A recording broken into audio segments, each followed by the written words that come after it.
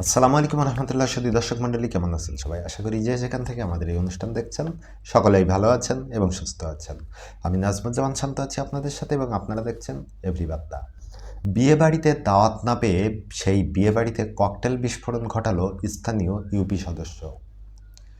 কি হয়েছে সেখানে মূল ঘটনা জানতে পারবেন এই ভিডিওটি সম্পূর্ণ দেখলে। তো চলুন দেখে আসি বিস্তারিত।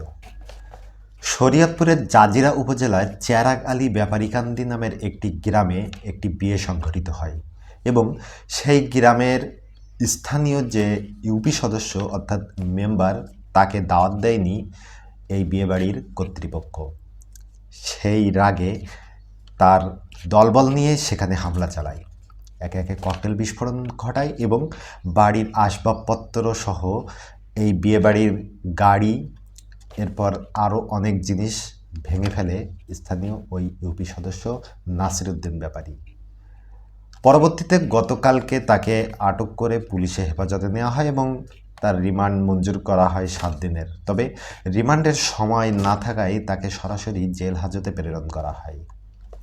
ভুক্তভোগী সৈয়দ তাজুল ইসলাম জানান, তার চাচা একটু অপারগ থাকার কারণে সেই চাচার মেয়ে অর্থাৎ চাচাতো বোনের বিয়ের দায়িত্ব নেন তাজুল ইসলাম এবং ছোট একটা অনুষ্ঠানের আয়োজন করে সেই বিয়ে বাড়িতে। কিন্তু স্থানীয় ওই ইউপি সদস্য অর্থাৎ মেম্বারকে দাওয়াত না দিলে তিনি রেগে গিয়ে তার দলবল নিয়ে এসে বিয়ে বাড়িতে ভাঙচুর করে এবং ককটেল বিস্ফোরণ করে। একে একে ভাঙচুর করে অনেক কিছুই এবং প্রায় ক্ষতি হয় কোটি টাকার সম্পত্তি। যাই হোক সুধী দর্শক মণ্ডলী, এমন ঘটনা আমি এবারই প্রথম শুনছি যে বিয়ে বাড়িতে দাওয়াত না পেয়ে বিয়েবাড়ির ভাঙচুর কেউ করতে পারে। আসলে এর পিছনে কী কারণ থাকতে পারে সেটা তো জানা যাবে অবশ্যই পরবর্তীতে, যেহেতু সে পুলিশে হেফাজতে আছে। তো আপনাদের কাছে এই বিষয়টি কেমন লাগলো জানাতে ভুলবেন না। যদি আপনাদের এমন ধরনের কোনো অভিজ্ঞতা থেকে থাকে অবশ্যই কমেন্টে জানাবেন।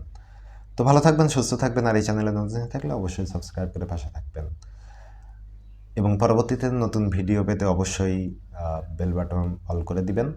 তো আজ পর্যন্তই, নতুন কোনো ভিডিও নিয়ে আবার হাজির হব আপনাদের সামনে। সে পর্যন্তই আল্লাহ হাফেজ।